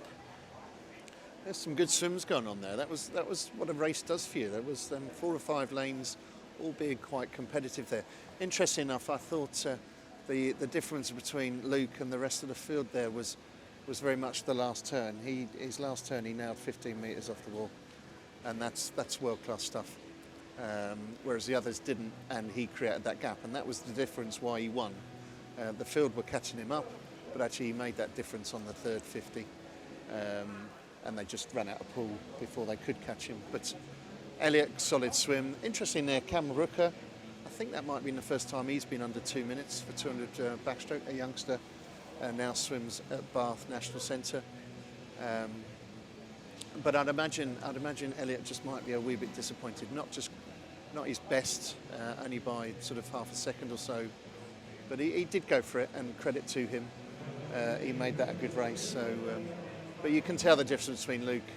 He is world class, and he's probably, well, I spoke to him yesterday, so he is in heavy training. And you can see him there, he's struggling to get out of the pool at the moment. But, oh, yes. But hopefully he'll come good in the summer. I'm sure he will. He's an excellent professional, and works really hard. So yeah, he's just out of his shot at the moment. He's just going along. He's sort of making his way fairly slowly and painfully to get his bag. He's exhausted, isn't he? Oh, I feel for you, Luke. So on to the women's 50 freestyle now. We've got a para final. Not quite a full set of swimmers. We've got 7 swimmers going in that, some real talent. And then an A final to follow. So they're coming out now. Moving up to lane 7, Leah O'Connell of Camden Swiss. Grace Harvey goes for Hodston in lane 6, swimming S6. Tony Shaw of S9, University of Aberdeen performance team. Lane 4 is S12's Hannah Russell, City of Manchester Aquatics. Abby Kane back for her second swim. University of Stirling swimmer S13. Ellie Robinson in lane 2, S6 swimmer from Northampton. And then in lane 1, lowest classification swimmer S3 from Clacton is Ellie Chalice. So a range of classifications here. Fastest swimmers S12, S13, S9. To the lower classifications on the outside lanes, of course seeded by time. So a winner on para points could come from just about anywhere. You'd probably fancy Hannah Russell as a very class performer, S12 swimmer, Paralympic champion in this event in Rio, has time from the British Para Internationals to certainly have herself considered by the selectors early next week. You'd say the same about Tony Shaw, Ellie Robinson as well, Grace Harvey too. Will be there or thereabouts. So this is one where you've got to factor both what happens in the pool and then how that converts to points. So just one length of the pool, so starts all important. And coming out of the dive, it is lane 4, Hannah Russell. 28.41 last night.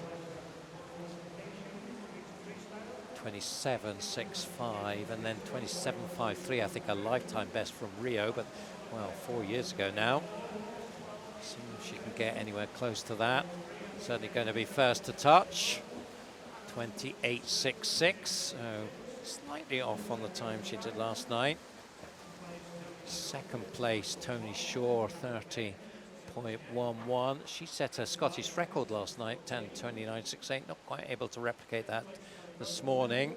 And then Abby Kane, third into the wall, but as we said, we'll have to wait for the para points as we see Ellie Chalice coming in here. She did 55.48 last night, just outside that here, 55.68.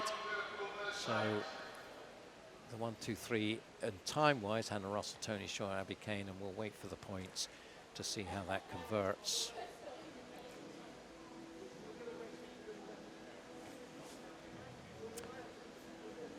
Do you get involved with the English para swimmers too much, or do you leave that to the guys in Manchester? No, we, part of my team, I've got Martin Lees, who's the head of para for Swim England, and we've got 2 talent officers, Carl Cooper and Tom McManus, and we're trying to forge that alignment. We're trying to forge that one team element where we do camps together, because we think that's important to do so. So this September onwards, that's our That's our goal, and actually that's what will happen in a sense of we'll have a talent camp, and it'll be a swimming talent camp and a para talent camp working together. So on to the able-bodied athletes now, the senior final in lane 8, Kate Clifton and City of Sheffield. Very elegant in the white there. Harriet Rogers from Newcastle goes to lane 7. Evie Davis of Bromley goes into lane 6. A very promising youngster who went out to Budapest and was part of their relay teams, doing good stuff in the heats to help them to gold medals. Isabella Hindley of Brompton in lane 5. And the very fast Anna Hopkin coming out to lane 4. She is. And Lucy Hope goes into lane 3. That's Erin Little who goes to lane 2 from Mount Kelly.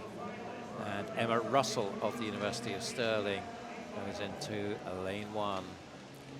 So Anna Hopkin has been in electric form really in the 50 freestyle.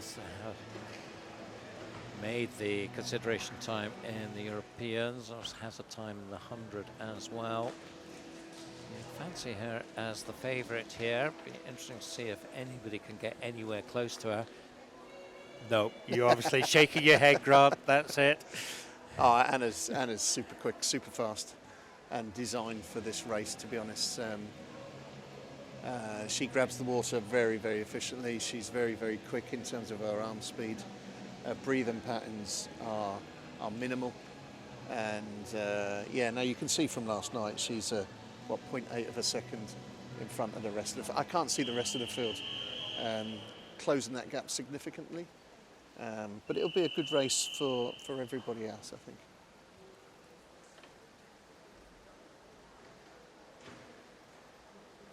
So Anna's time in the Europeans 24.51. Did a 24.67 last night, so not far from that at all. So we'll see what she can do here. Of course, British record held by the great Fran Halsall, 23.96. So it'll be interesting to see whether Anna this season can get anywhere close to that.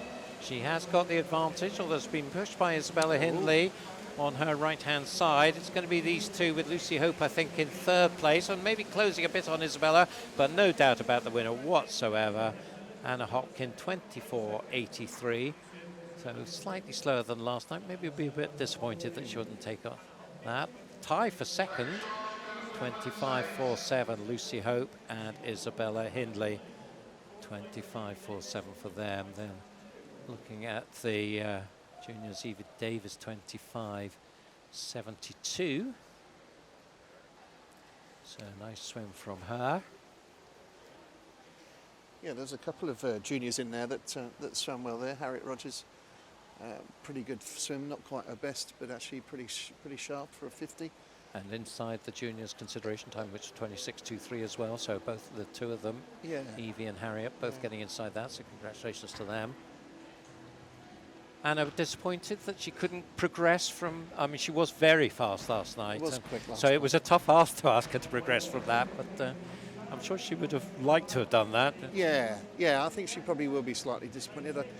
I got the sense she was forcing it a bit too much there. Her head position was slightly lower down, in my opinion, and possibly just didn't flow it as quite as well and as free as last night, really. But it's a super quick time, and in fairness to the two girls either side of her, made it more of a race than I thought it was going to be. So actually, who was that? That was Isabella and Lucy.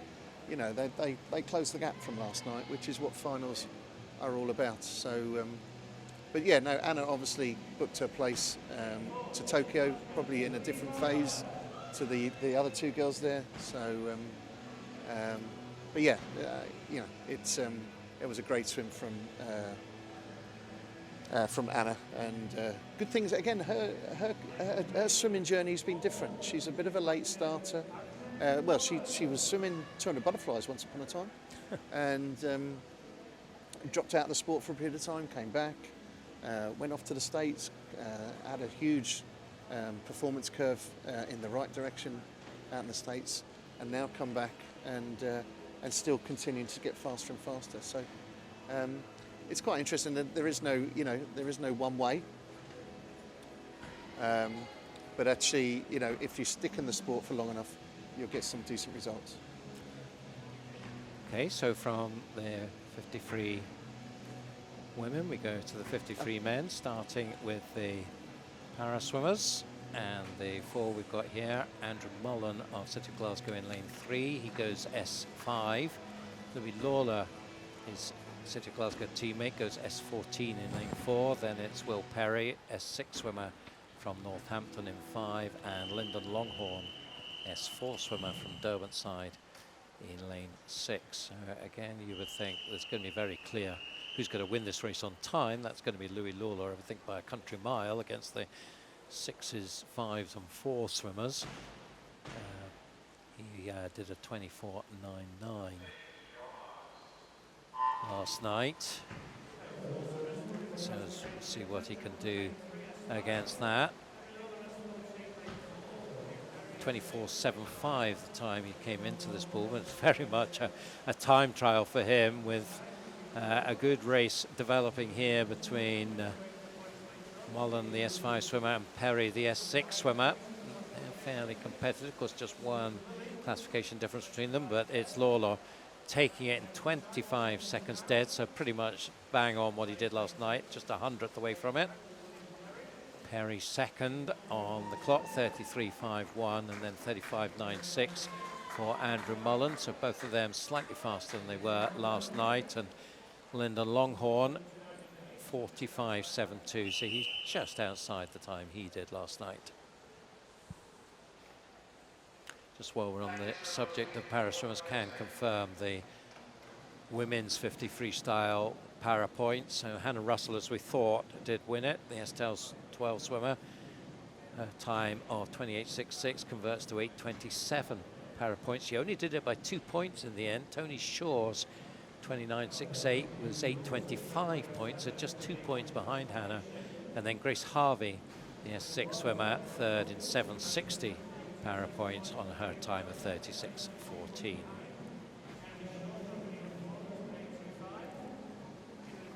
So that was tough for Louis, I guess, there, because no one anywhere near him with low classification swimmers, the other people in the race. So he basically just had to put his head down and go for it. Which he did.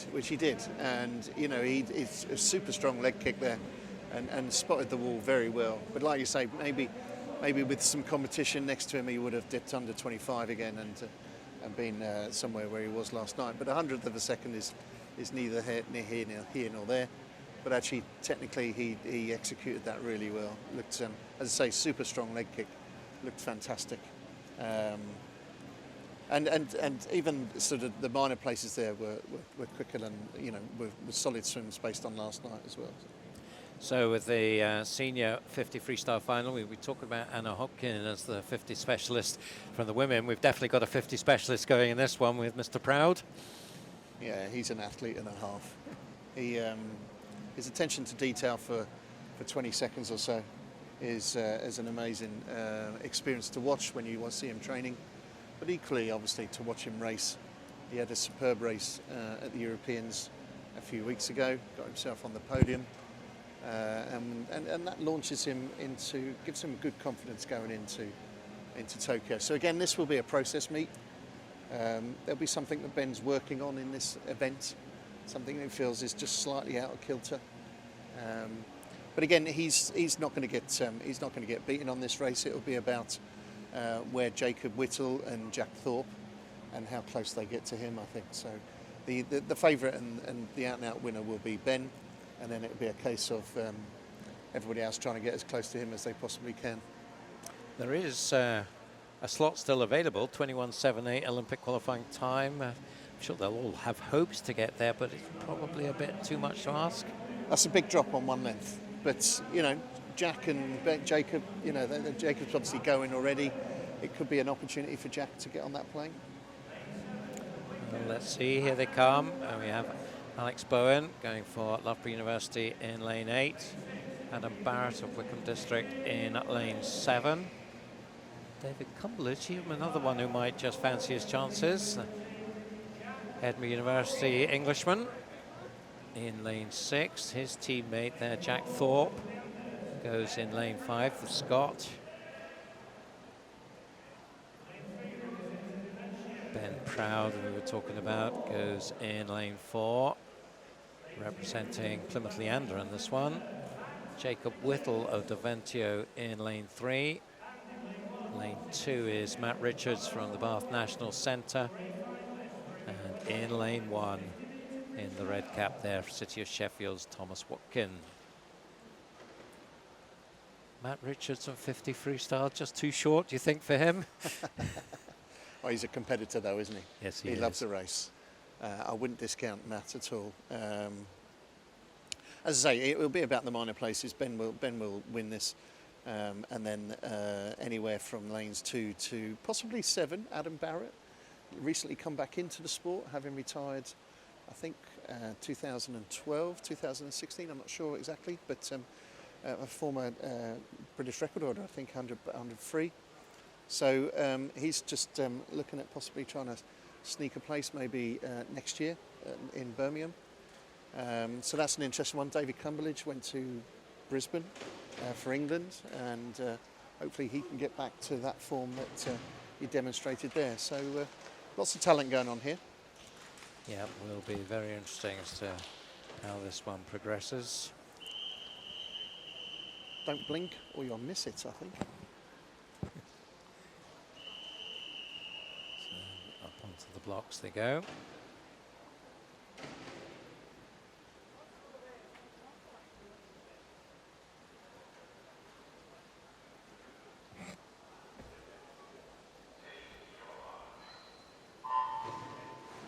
Looked like a nice clean start, and straight away Ben Proud making his move. Matt Richards is going pretty well in lane 2, and then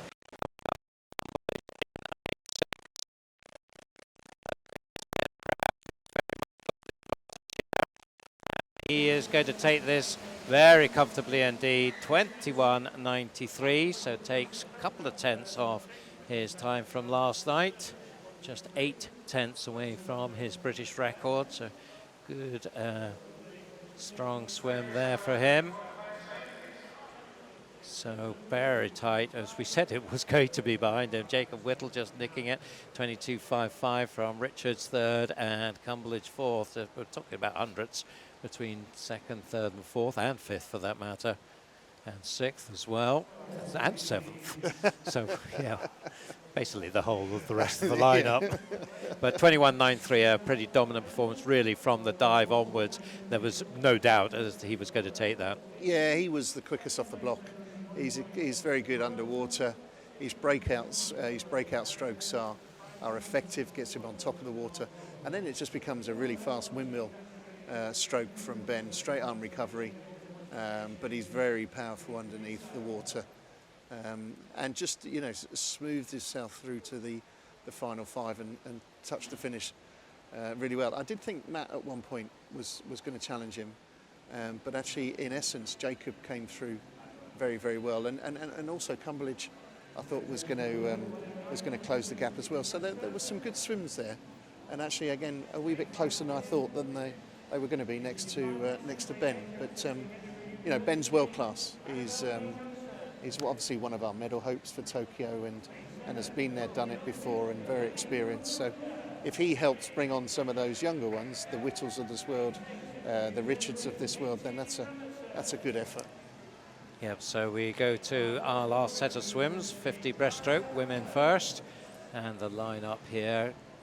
Annabelle Guy-Johnson, Edinburgh University, led out to lane 8, then Lily Booker of Millfield into lane 7, Katie Robertson of Edinburgh University in 6, and teammate Cara Hanlon in 5, Sarah Vasey of Loughborough National Centre in lane 4, just there adjusting the blocks, Anna Morgan in the green cap beside her for Millfield, Katie Goodburn of Warrender in lane 2 in the red cap, and then Maya Hall of Ellesmere College in the black and white there in lane 1.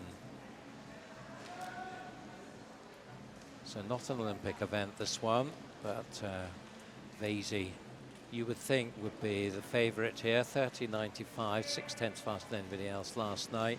Of course, already has a slot on the 100 for Tokyo, and good sprinter, Sarah. Yeah, Sarah's a good swimmer. Interesting debate that, Duncan. That's twice I've called you that now. I'm willing to change my name for you if you like.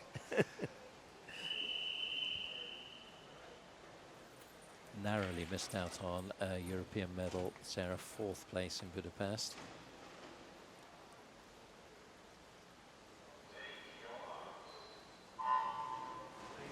Cara Hanlon's had a good season as well, the Edinburgh University swimmer in lane 5, probably better in the longer distances, but we'll see what she can do as well. And then in the green cap, another Scot, Anna Morgan, and Katie Goodburn as well. So the Scots well represented here behind Sarah Vasey, but I think Sarah is going to see them all off. She's up by about half a metre with 15 to go. She looks good, doesn't she? Yeah, she's comfortably in control here. It's going to be Cara Hanlon second. I think Anna Morgan is going to take third.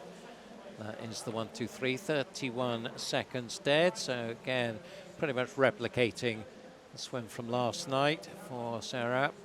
31.87 for Cara, so slightly slower than last night, and 32.40 for Anna Morgan. Again, slightly slower. So quite often we've seen our Olympians, or ones that we expect to be Olympians in Tokyo, doing some progression from heats to finals, but the others maybe just behind them just finding it harder.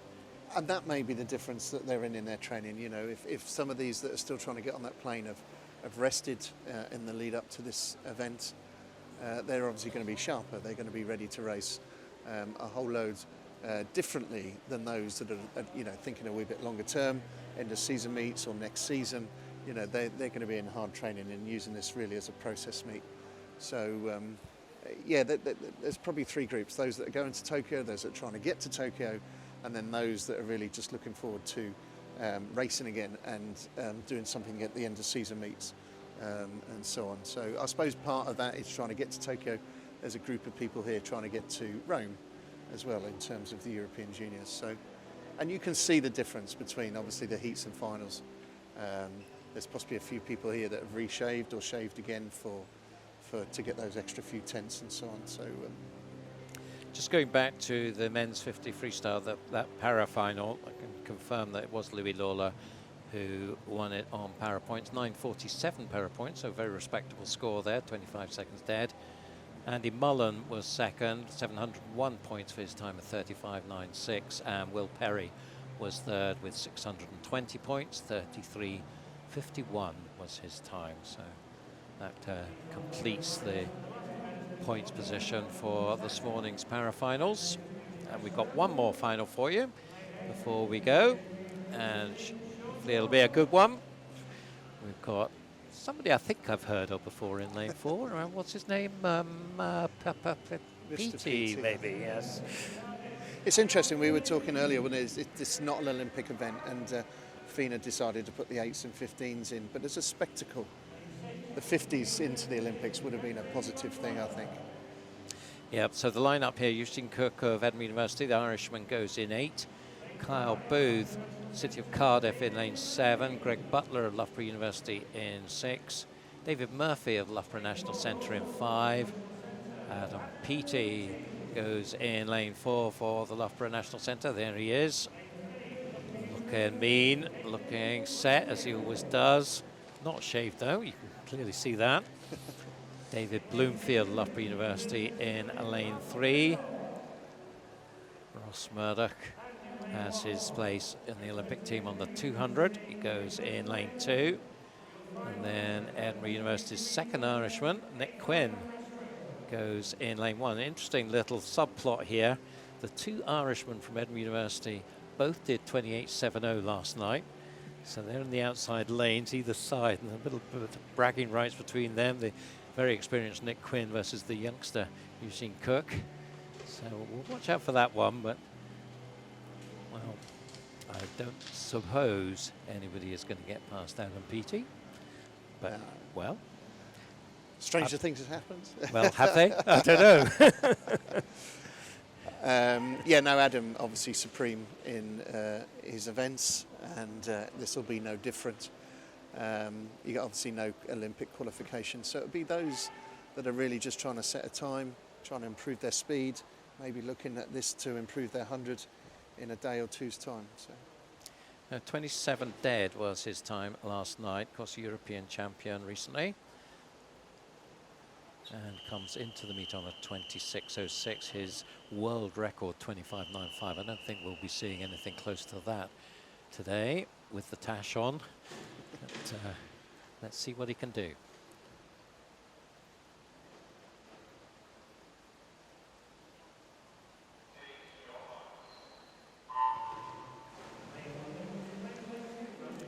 When you say 25.95, that's a decent freestyle team, isn't it? That's for time.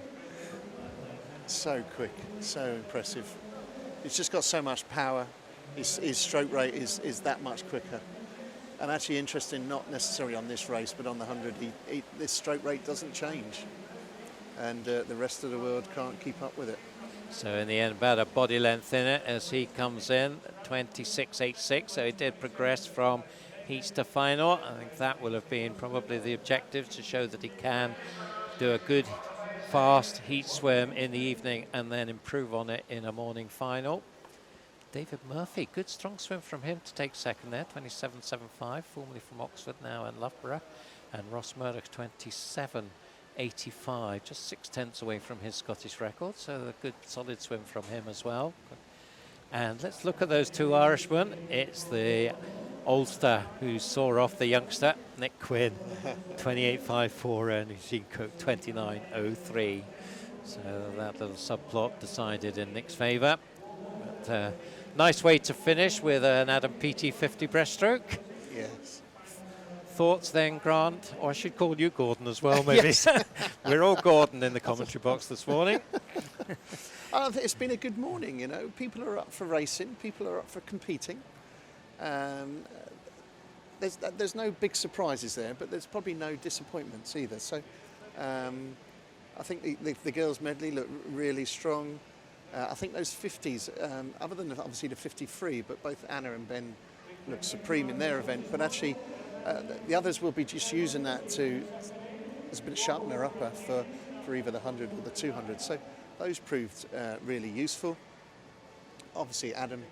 You can bet your mortgage on Adam, can't you? In that sense, and fingers crossed that will take us all the way through to Tokyo in terms of his individuals and obviously the impact he has on our relays as well. So Duncan's 200 IM, you know, I thought he looked tired last night, and that was a super swim to win that 200 IM there. Great time. So great stuff. Thank you very much, Grant. We loved having you in the commentary box, and I hope we can do it again sometime before the week's out. But, just for now, we are done. We, of course, have the afternoon session with the juniors. A great chance for them to get into the pool with some serious competition. So look forward to that. Do join us for that later on today. And then we'll have day 2 heats this evening starting at, when is it? 5:30, isn't it, I think? So we'll see you all for that. But for now, I'm Duncan McKinnell, and we'll wish you a very good morning from Toll Cross. Good morning to you.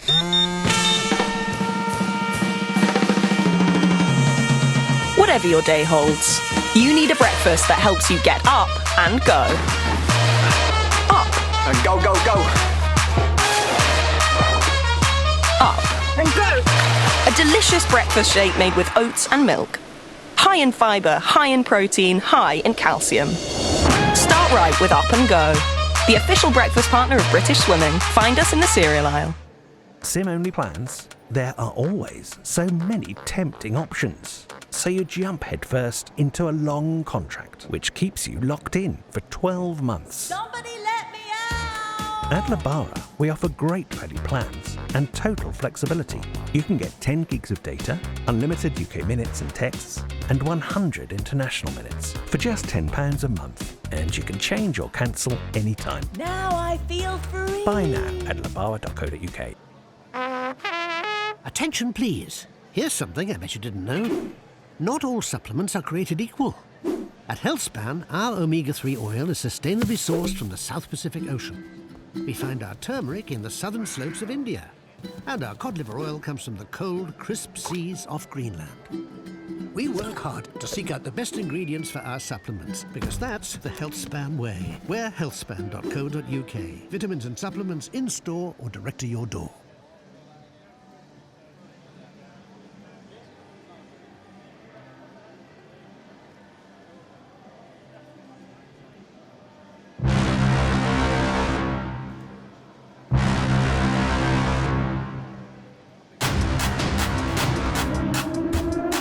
The latest in tech suit innovation. Frictionless fiber construction.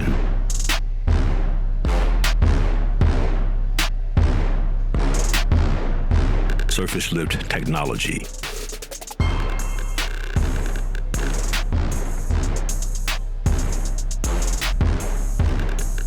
Endo compression cage.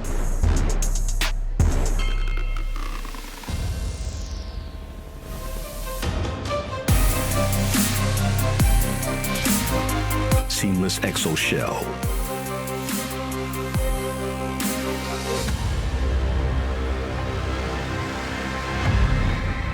Tier Benzo. Battleborn.